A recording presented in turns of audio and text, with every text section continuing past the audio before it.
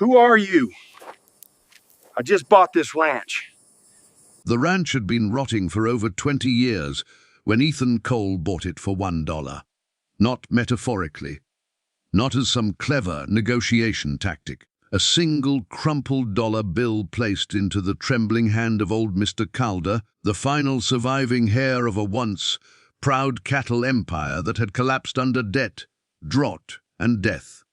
No one else wanted the property. The fields were dry as bone. The fencing leaned like tired soldiers. The windmill no longer spun. Rumors clung to the land like dust, stories about disappearances, shadows in the barn, strange lights at night. Buyers walked away before sunset. But Ethan wasn't afraid of stories. He had grown up believing hard land made strong men.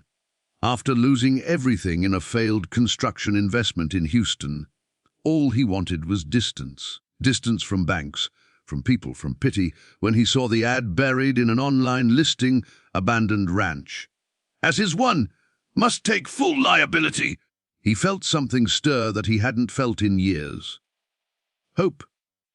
The first time he drove through the open gate, it felt like crossing into another era. The ranch house sagged but stood stubbornly against the wind.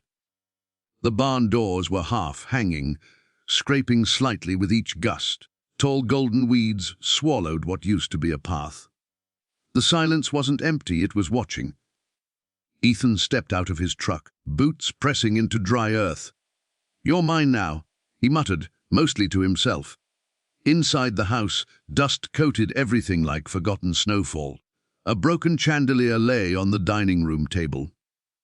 Someone had left plates in the sink, as if they planned to return for dinner. The air smelled of wood rot and something else as something faintly human. He paused. A floorboard creaked somewhere deeper in the house. He froze. The wind wasn't strong enough for that.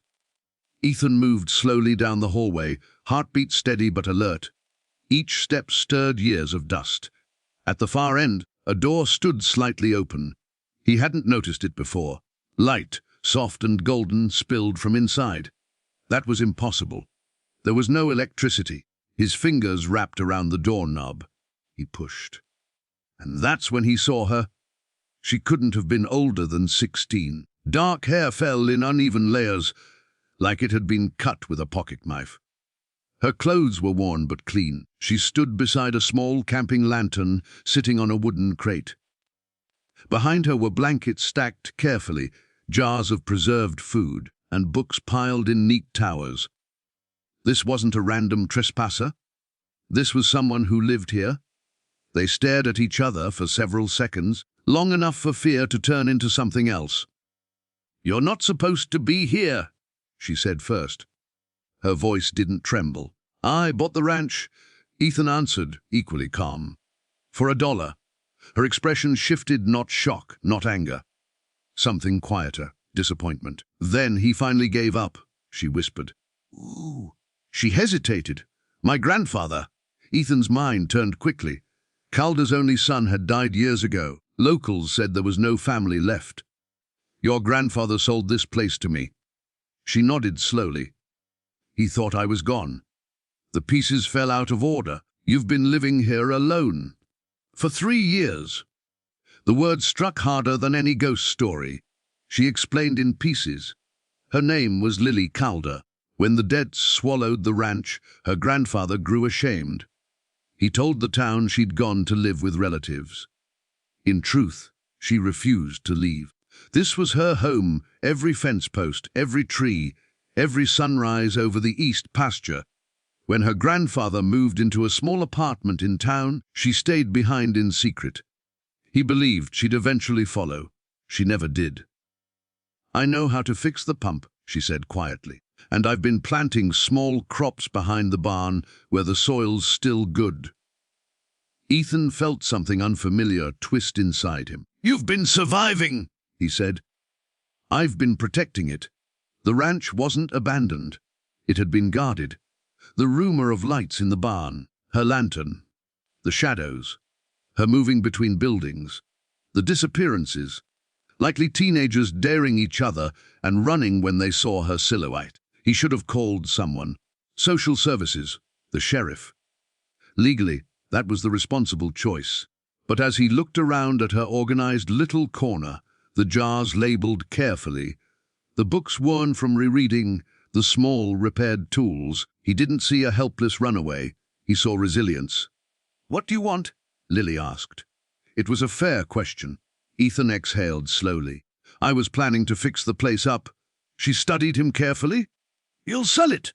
"No." She raised an eyebrow. "I'm tired of running from things," he admitted.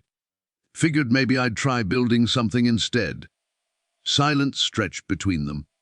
"Finally," she said, "then you're going to need help." The first night they shared the ranch house felt less haunted. Ethan patched broken boards while Lily showed him which beams were still strong. She knew the land in ways maps couldn't explain. She knew where the rainwater collected after storms. She knew which section of fence cattle used to test first.